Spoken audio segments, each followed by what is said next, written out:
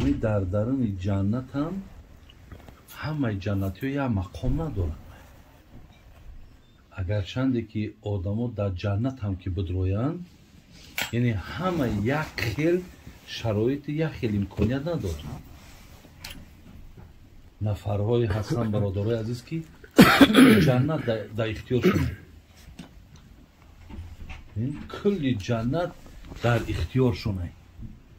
آدمی هست که در جنت هم که باشه یک محدودیت قطعی است. برای همین نفرهایی که انشاءالله بیشتر عملهاشون زیاد باشه، اینها را در جنت امکانیتاشون باز زیادتر است. یعنی نفرهایی با در جنت پیدا می شود که اینها را می بینن، انگشت می گزند که چرا ما ای زمره اینها نشیدیم، اگر شدید در جنت هم. لیکن وقتی که خدای مهربان همون آیتی که انا لا یستوی اصحاب النار و اصحاب الجنه اصحاب الجنتی هم الفائزون، یعنی چخیلی که برابری بین جنتی ها و بین دوزخی ها نیست.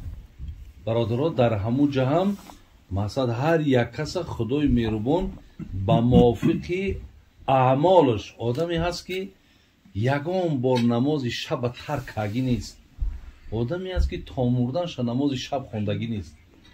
اینا نمیشه که بگن هر دیو برابره. آدمی هست که تا مردنش برادر عزیز بین یک بگیم با چشمی بد با کسی نظر کردگی نیست. آدمی هست که تا مردنش یگان لقمه شبه آور خوردگی نیست. یا از آدمایی که خوردن، نگاه کردن، به اهمیتی کردن، رعایت نکردن، خیلی فرق داره. خیلی فرق داره. برای همین برادرای عزیز و گرامی، یعنی چقدر اگر ما خواهیم که جنت در آمدن هم سعی کنیم، لیکن برای چی پیامبر وقتی میگه که دعا کرد، گفت که وقتی شما اگر از خداوند جنت میخواهین جنت الفردوس دعا کنین. این جنت الفردوس دعا کنین، زیرا که همه سرچشمه تمام نوش نعمت همون جای، بگیم اساس تمام اسکلادو در همون جان، ای همون جا تقسیمات میشه. شما همون مرکز طلب کنین. چیلی که در قرآن ببینید که زنی فرعون آسیه نام داشت، لیکن مسلمان بود.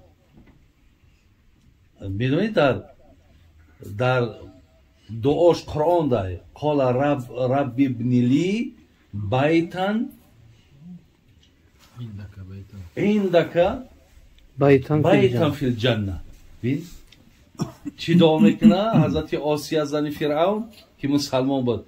الهی مهربان، دعای من، مناجات من همیه که مرا همسایه خودت که، بینیده مرا همسایه خودت که، یعنی مرا یک خانه در همسایگی خودت بده.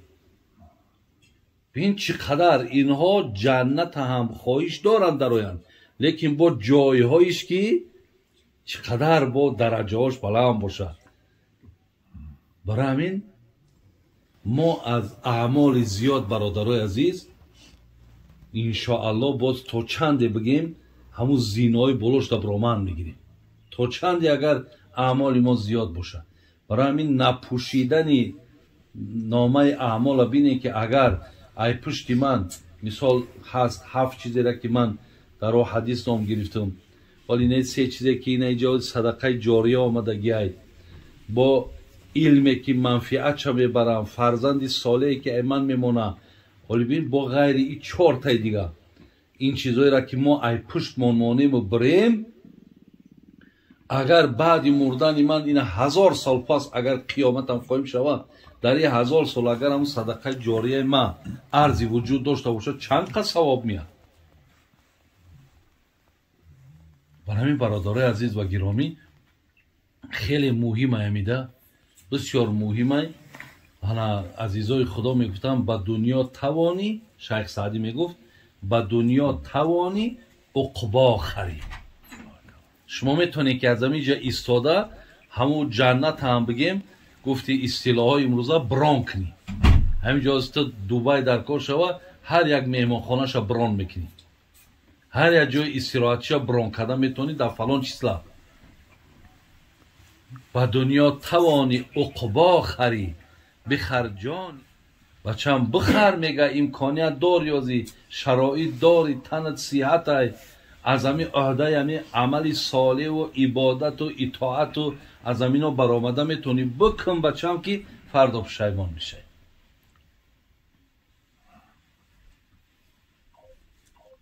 دویم چیزی را که برادرای عزیز میگن نامه اعمالاشون پوشیدن. ما یکم فهمیدیم که کسایی که از پشون مقصد همچون کاری را انجام میتن که او را صدقه جاریه میتن.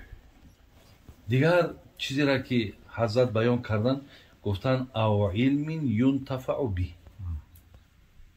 بین هر صاحب علمی که از علمش مردم به شرطی که استفاده برن از علمش مردم مقصد برخوردار شوند بهره‌ور شوند.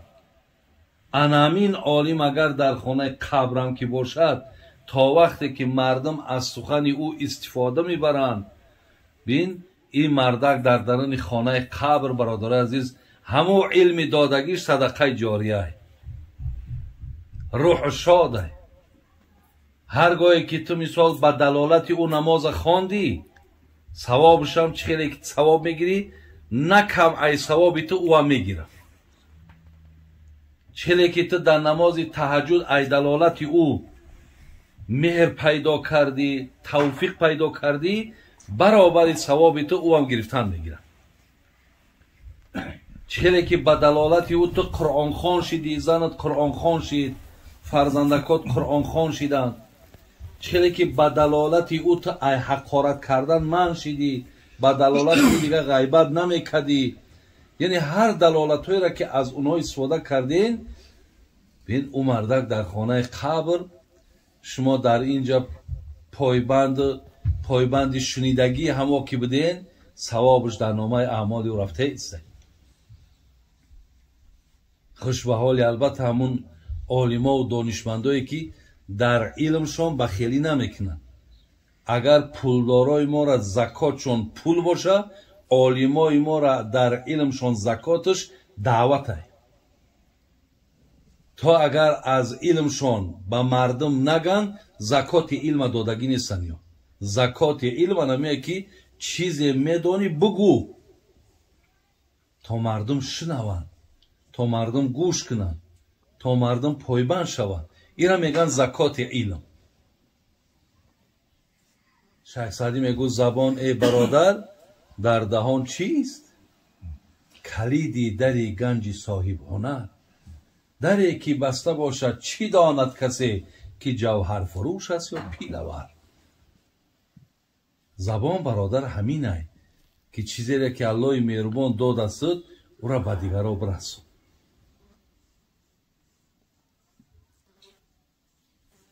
جناب محمد اقبال لاهوری در کتابش میگو که ترسم از شرم تو در روز شمار پرسدد آن آب و روی و اعتبار.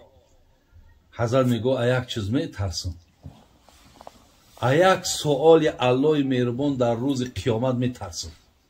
اقبال میگفت ای چی سوالش؟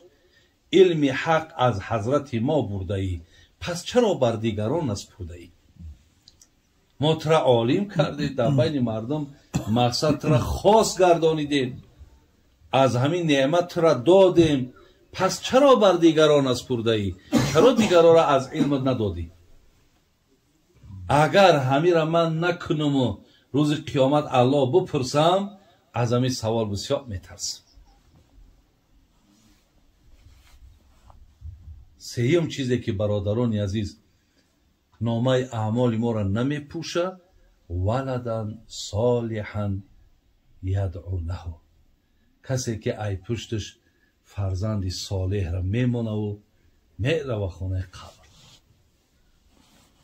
خوش به حال همو پدر برادر عزیز خوش به حال هم پدری که ای پشتش فرزندی صالح مونده رفت.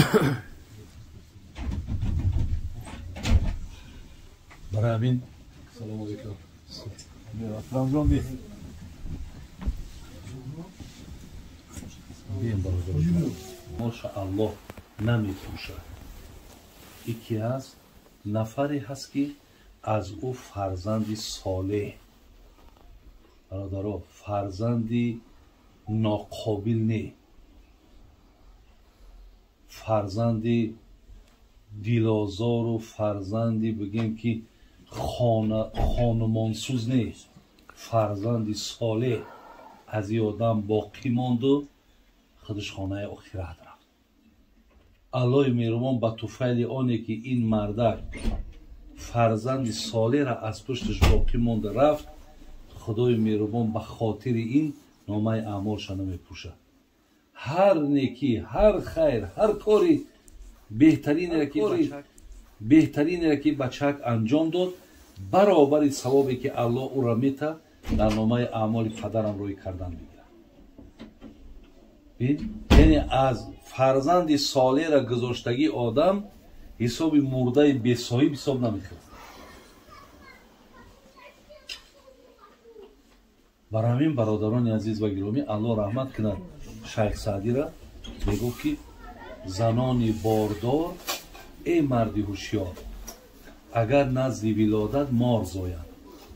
اگر یک آوازه شنیده میشه که در همین منطقه از زنک حامله دار بود یا مار تولد کرد فرزند آدم نی مار تولد کرد. زنان باردار ای مردی هوشیار اگر نزد ولادت مار زایند از آن بهتر به نزدیک خردمند که فرزندان ناهموار زایند. ایو فرزندی ناهمواره که ای تولد میکنه ای دمو مار خوبه مار بهتره. از این لحاظ برادران عزیز و گرامی سعی کنیم حرکت کنیم که فرزندا را فرزندای صالح کنیم فرزندای خوب کنیم فرزندای کنیم برادرای عزیز که همیشه در راستشون همه نگاه خیر داشته باشه. همه بگه خدای مهربان همین مردک رحمت کنه که سه فرزندای خوب ای پشتش گذاشته رفت. فرزند باشه که هم بندگی الله را کنه فرزند باشند که هم در همسایگی بهترین همسایه باشد. فرزند باشد که در جامعه هم یکی ای فرزندای بگیم همیشه خیرخواه و نیکوکار باشد. یعنی در همین فرزند مینوسه نباشد همیشه خوبی و خیر کشید. بینید در مردم ما با یک عجایب یک عادت خوب پیدا کردن همین هر یک کاری را که ای بچه ببینن نمیگم بچه می رحمت کلان میگه بر پدرت رحمت در پدرش در رحمت روان میکنه میگه برکت یابد برکت بیایی یا بر پدرت رحمت دیگر یا پدرت خدا رحمت و مغفرت کنه. برای همین ما برای اونه که به همین کار سزاوار شیم کمتر زحمت میکشیم کمتر مهنت میکنیم برادر عزیز که در نسبت فرزندا هم باید ما این چیزها را ما به اهمیتی نکنیم. هر چیزهایی که سبب ویران شدن و به ترتیب شدن فرزندای ما باید ما از او چیزها را پیشگیری کنیم. خدا خواهد البته بهترین فرزندان